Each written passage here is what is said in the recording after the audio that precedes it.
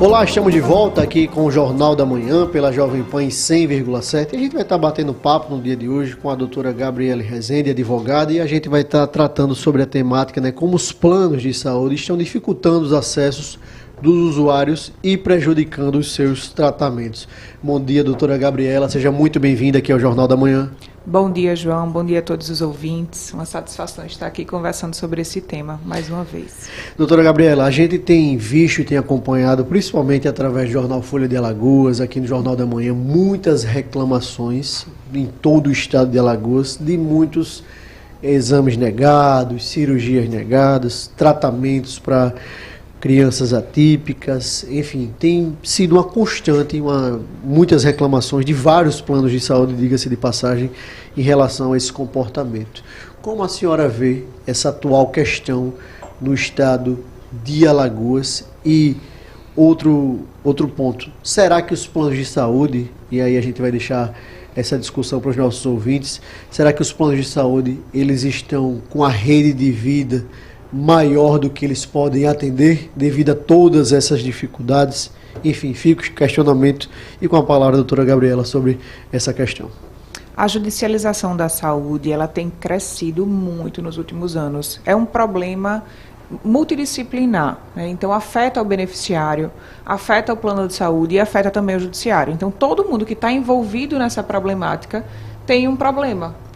E olhando sob a ótica do beneficiário, a gente paga um plano de saúde caro, muitas vezes com muito esforço, porque acaba que o plano de saúde ele compromete boa parte da renda das famílias para poder não depender do SUS. E quando o beneficiário vai usar, tem uma surpresa com a negativa de um exame, de uma cirurgia, negativa de tratamento quimioterápico, de medicações de quimioterapia para tratamento de câncer. Então, são coisas que são até cruéis, de certa forma, sabe? Mas isso tudo buscando um suposto equilíbrio financeiro que, na minha ótica, é uma falácia, é uma mentira. Por quê?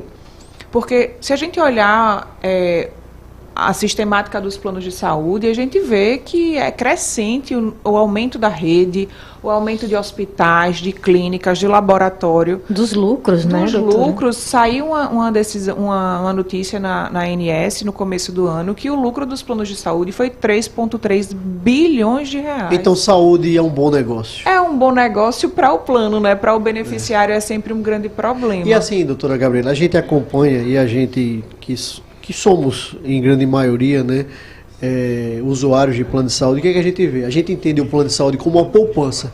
Você vai pagando ali enquanto jovem, adolescente. Porque ninguém quer usar, João? No início da sua vida adulta, você vai pagando o plano de saúde ali e tal, e quando você chega na melhor idade ali, quando você realmente precisa usar seu plano de saúde, você tem essa questão das negativas, de tratamentos, enfim, tratamentos oncológicos. E o valor aumenta também. E outros tantos aumenta substancialmente, Maria Clara, exatamente, aumenta substancialmente. E quando você mais precisa, você não tem essa sua poupança contemplada. Ou seja, as vidas jovens, elas fomentam esse caixa dos planos de saúde para que as pessoas mais maduras, mais velhas, possam utilizar esses planos. E aí, quando você chega nessa idade que você realmente mais precisa do plano, você tem essas negativas, ou seja, há um total desequilíbrio e só quem se beneficia com isso são os planos aí, como a doutora Gabriela trouxe, um lucro aí de mais de 3 bilhões de reais, algo que realmente beira o absurdo para o nosso país. Uma discussão que vem ocorrendo muito, principalmente neste ano lá no Congresso Nacional, mais especificamente na Câmara dos Deputados, doutora Gabriela,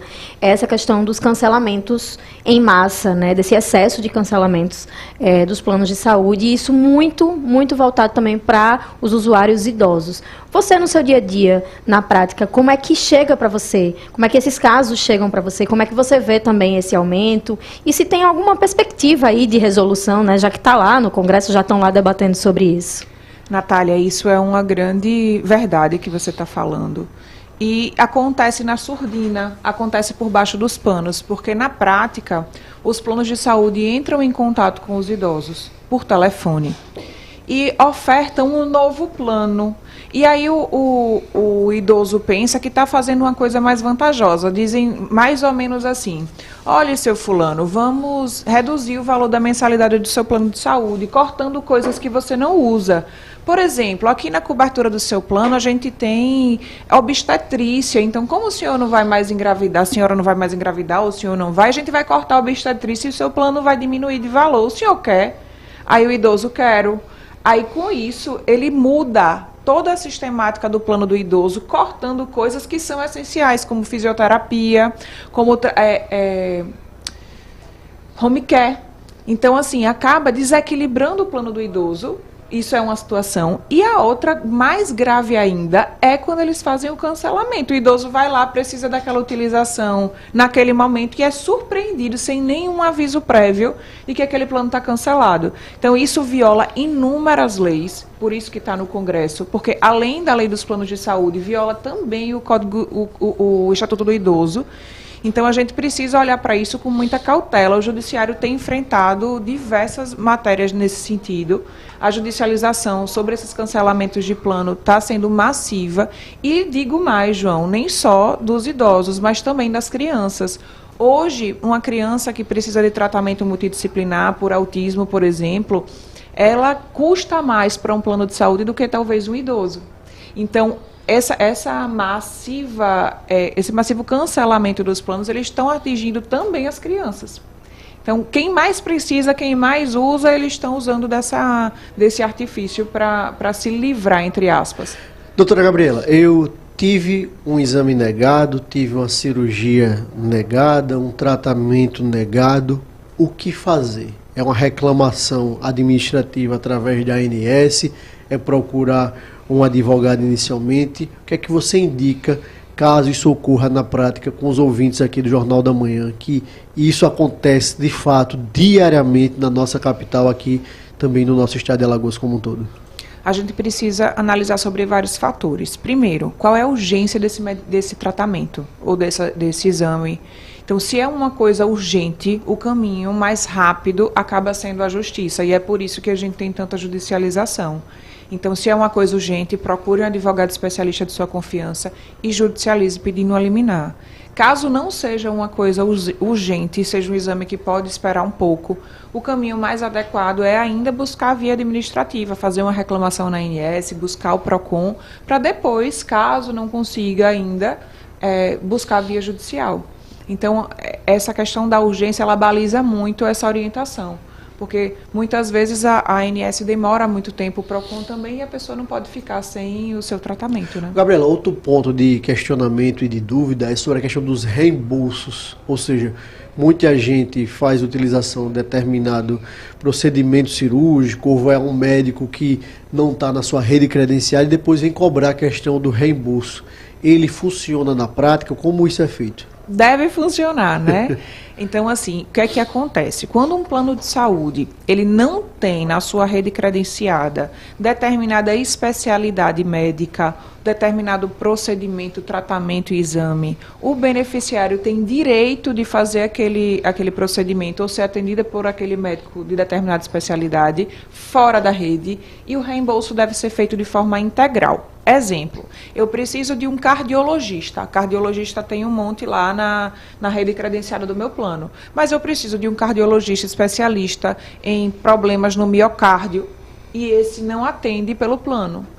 Tendo em vista que eu preciso dessa subespecialidade, eu procuro o médico na rede privada e o plano de saúde deve custear integralmente a consulta desse profissional, porque ele é especializado e não tem na rede. Agora, se eu preciso de um cardiologista, tenho lá na rede credenciada, e o cardiologista não tem vaga, então também cai na mesma regra. Eu preciso do reembolso integral, porque o da rede não pode me atender. Outra situação diferente é quando eu escolho ir para um cardiologista fora da rede, sendo que a minha rede tem disponibilidade de atendimento. Nesse caso, essa regra não é válida, mas existem contratos que ainda é possível reembolso valor de tabela. Então, o que o plano pagaria ao prestador dele, ele vai pagar ao prestador particular. Maria Clara. Doutora, essa dificuldade, né, que os planos estão criando para cumprir com a sua obrigação, como você disse, né, tem movimentado o judiciário. Isso, por algum acaso, teria a ver com uma suposta briga econômica entre as operadoras e os hospitais, porque é uma operação comercial, né, entre duas pessoas jurídicas, então teria a ver com essa briga? Maria Clara, essa sua pergunta é cirúrgica. Veja só, não tem uma ligação íntima, na minha opinião, mas o que é que a gente tem visto? Que essa briga econômica entre os planos e os hospitais, elas têm massificado a demanda. Não é a justificativa, mas ela contribui. Então, por exemplo, existe um plano de saúde aqui em Maceió que está brigando com um grande hospital devido a suposto débito que esse plano de saúde está com o hospital, né? Então, isso aí saiu em todos os jornais, é matéria pública. Então, óbvio que isso vai ensejar demandas judiciais. Aqueles beneficiários que estão em tratamento, que estão internados naquele hospital e são beneficiários desse plano de saúde, não podem simplesmente ser despejados do hospital, né? Então, inevitavelmente, isso deságua no judiciário. Deságua, inclusive, a questão do próprio descredenciamento do hospital. E aí, essas questões financeiras, elas têm balizado muito, não só essa situação do hospital, mas o débito dos planos de saúde com os prestadores. Existe um outro plano de saúde que também tem muita gente aqui em Maceió que utiliza, e eles estão devendo a inúmeros prestadores. Então, os prestadores simplesmente suspenderam o atendimento. Então, claro, se a clínica não recebe pelos atendimentos que faz, ela não tem a obrigação de continuar atendendo. E claro que isso também vai massificando a judicialização. Então, ela contribui, não acho que é a razão da judicialização da saúde por si só, mas ela contribui bastante para o número expressivo de demandas que a gente tem enfrentado. É um dos fatores, né? Isso.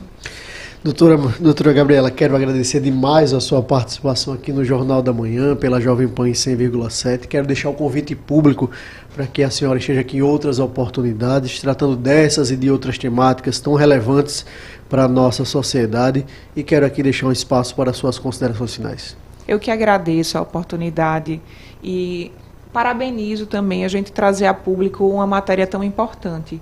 A maioria dos usuários de plano de saúde não tem noção de seus direitos. E é importantíssimo que essas pessoas busquem o que é o direito delas, né? Então, todo mundo paga o plano de saúde com o maior sacrifício. Então, não deixem que o plano de saúde dite as regras.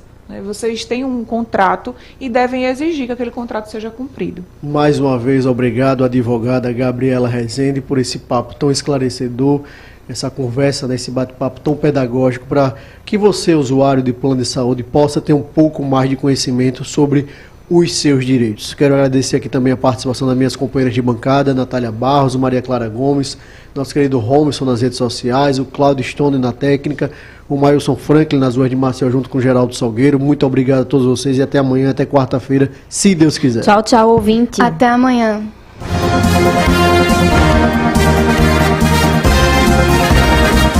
Você ouviu Jornal